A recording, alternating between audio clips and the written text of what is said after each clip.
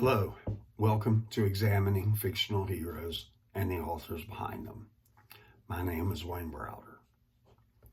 Tonight, I want to discuss an issue that has been in my mind for some time, and that is book to movie, or I should say book to screen adaptations, because there are a lot of TV series and stuff as well as movies concerning the fictional characters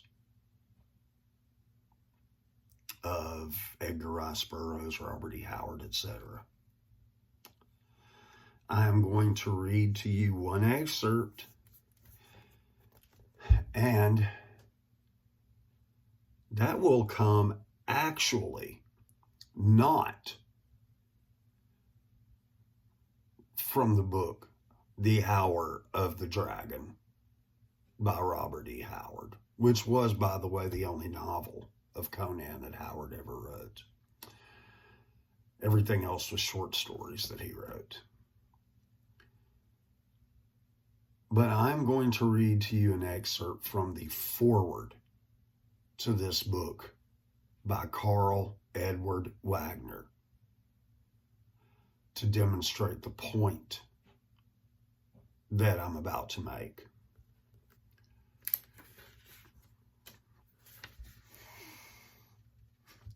I have written Howard passages myself, so I can speak both as a reader and an author.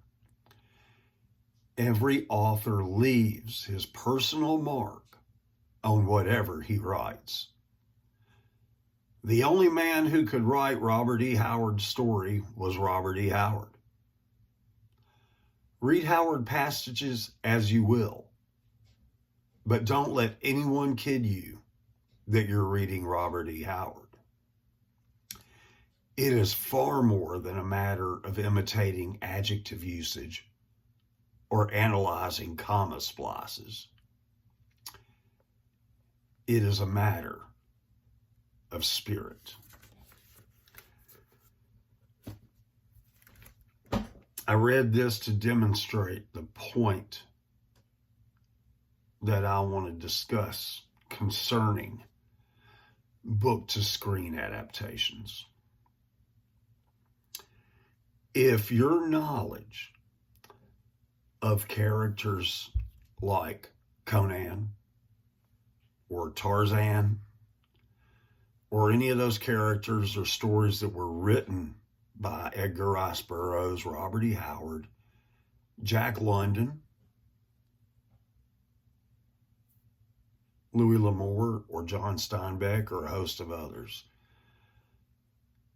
you most often are not getting the true character. If your knowledge comes from these things, you don't know the character. To those who want to make adaptations of stories or novels, in my mind, it is your duty to stick to that story and not change things as you like. If that's what you're going to do, you need to try to make up your own character. You do not need to butcher someone else's character, or just take a name like Conan and write something totally alien. You are not paying homage to those authors. You are destroying what they have done, and you could not match anything that these old authors had ever done. Having said all that, I would say that the best book to screen adaptations that I have seen, and I have not seen all of them by any means. The best ones I have seen would be Of Mice and Men, the version with Gary Sinise and John Malkovich.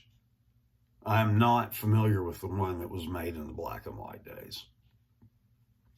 I have never sat down and watched it. But that movie deserves a lot of credit. It is very book accurate. And Gary Sinise was behind a very good deal of that, and he deserves a lot of credit for that. Conager with Sam Elliott. That was a very good book to movie adaptation. Sure, there were a lot of things that were not included in the movie, but time constraints will keep you from covering everything in a book or a novel. So what they took and what they used was very accurate.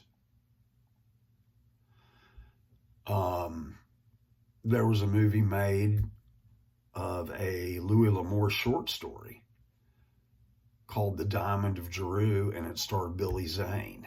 And that was a good adaptation.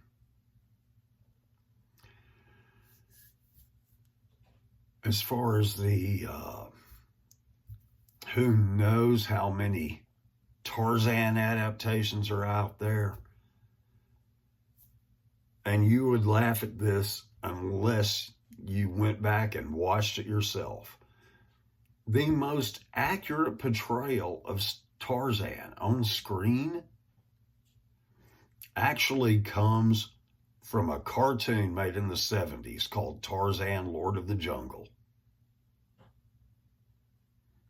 That character was more close to the book version of Tarzan than any of these movies. And I grew up watching Johnny Weissmuller Tarzan until I started reading the books. I didn't know there were books. I thought it was just a movie because I was a kid, or a series of movies, I should say. And there was some fair adaptations of Tarzan. I would think the one that I like the best that I have seen, I have not seen them all, starred Casper Van Dien. I believe it was Tarzan and the Lost City. And I believe that's from an old TV series, actually, rather than a movie. Most of the movies concerning Tarzan and stuff lose me pretty early because they have some outlandish thing that's not even book accurate. And I have read all but a handful of Tarzan books. So I think I'm fairly familiar with the character. And the same would go for Conan. He has just been butchered.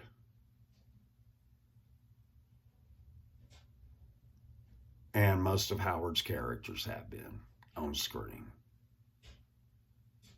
The best of the Howard movies, in my opinion, is actually Solomon Kane. It is more passable than the others because they designed it to be a prequel to the stories that Howard wrote. So that really is why I think that is the best one of the bunch, so to speak. But they really butchered Conan big time. And because they butchered Conan, they butchered Cole.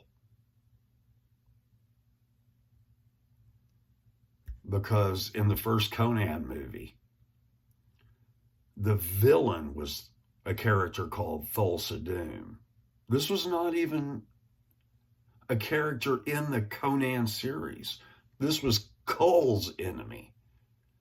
And according to the timeline that Howard wrote, Kull lived 10,000 years before Conan.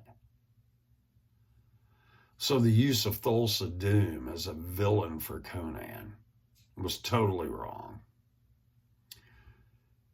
And then when they made the Conan movie,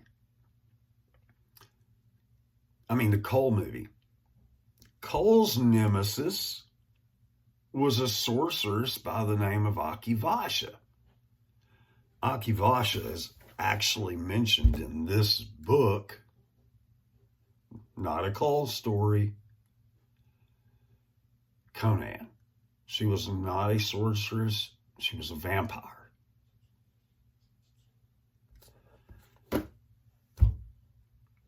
So, they really butchered Conan, period. They butchered Kull because of it. I'm sure there were probably other book to movie adaptations that came off very well that I'm not familiar with. Possibly some of you guys are. And you can let me know these things.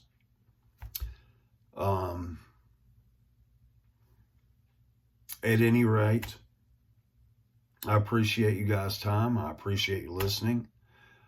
Have a good night and a good weekend. A good week. Sorry. Thank you. Good night.